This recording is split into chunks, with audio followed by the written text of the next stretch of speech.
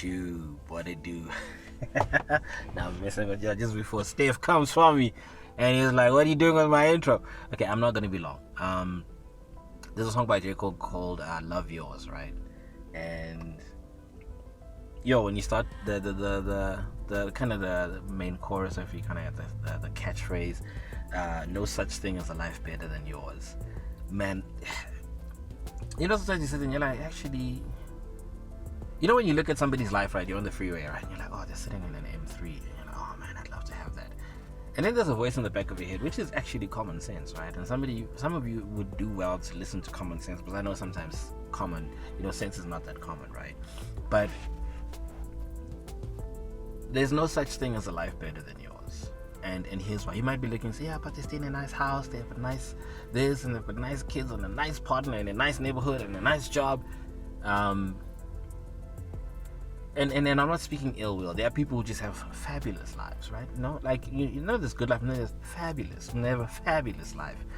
And you might be tempted to think that, yeah, man, I'd trade any day. I'd trade my life for theirs. And then you find out, if you get close enough, then you find out that it's not all that it's cracked up to be. It comes with its own premiums, and not like premium lifestyle. No, it isn't like there's a cost, right? Just like there's a cost for your life, right? The you not having, and we'll use the thing that most of us, or that is most easy to relate, money, right? Funds, resources, right? That's the cost for you being able to drive home at the time that you drive home, right? And I'm not saying everybody gets to drive home at the same time. There are people who are literally sitting in buses and taxis for 2 hours.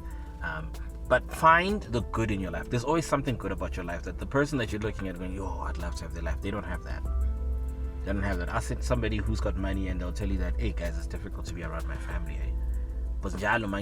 Like every time I come into the house or I come into a common area, whether it's a get together, there's always this expectation that I've got to be the rich uncle, the rich aunt.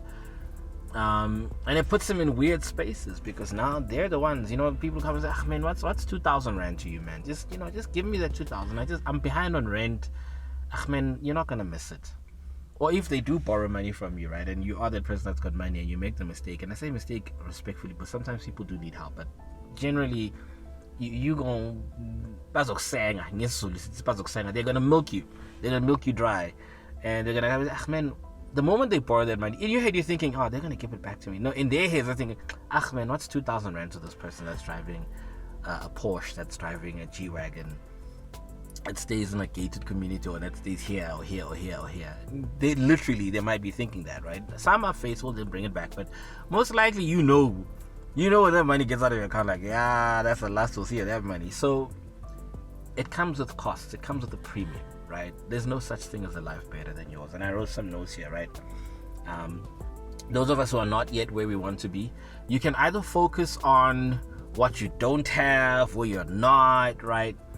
How you're not, like some of us are working on like physically becoming better, like physically fit, right? And I had to have a conversation with myself, and I was looking at myself in the mirror, because it happens to all of us people who are starting to get into shape. Don't judge us, okay? Don't judge us, but it does happen. Don't judge us. But when you start to get into shape and certain things start getting into place, right, like they should be, right, you're going to look at yourself in the mirror from time to time. Do not be one of those people like, oh, I could never be me. When I become, in good shape, when I'm fit, I would never look at myself in the mirror. You lying to yourself. You are lying to yourself, right? Let me get close and say, you are lying to yourself, okay? I'm just telling you right now, you are lying to yourself. But in any case, when the muscles, right, the speeder, when they start falling into place, right, you're kind of like, oh, hello, you. Hello, is that me? Oh, is that all me? Okay. And also there's the reward of the work, right? But you're like, those days and the months and the weeks of just pushing in anonymity, right? No one is seeing me, unless you're one of those people who's like, just to the set, it's 5 o'clock in the morning and I'm crushing this workout. Then we all know that you're working out, but most of us will actually work out in solitude, or work out in anonymity, in the dark. No one will see us, right? In private, and then people see the public proceeds of your hard work, right, of your discipline. But I digress. You will find yourself looking yourself in the mirror. But here I was looking, and I was like, the shoulders are coming in, man. The chest is coming in. Nice. Okay, nice, boy. Legs as well. We're not skipping leg day, because it's weird, then you look like a triangle. But then I was like, but the abs are not here yet, man. The abs. the abs, my father, and just having a conversation. I believe I was just having a conversation with God, and he said, but why are you so fixated on what's not working when you've got so much more working? Like the rest of my body is just like, hello, and I'm just like, but the abs and that, they're the abs. And he was like, you need to stay on the mission. A lot of us get taken out, get sidetracked because we fixated on the one thing that's not working. And we lose sight of the entire prize. The prize is to be fit. The prize is to be healthy, right? That's the goal. And I've got to love the muscles that are in place. I've got them in place, like the stuff that's taking shape. I've got to love that, and we've got to love what we have, right? We don't have it all yet, right? I'm not yet there with that Michael B. Jordan body, right? But that's the goal, right? And it might be a thing of, listen, until you can get the trainer that you need and afford the trainer that you need, do what you can, right? Because I've got these trainers. Some of you are competing with, first and foremost, with people that don't even know you exist, right? You're just out there. Apparently they call you guys, what is it? Observing spirit. You guys are actually calling other kids spirits.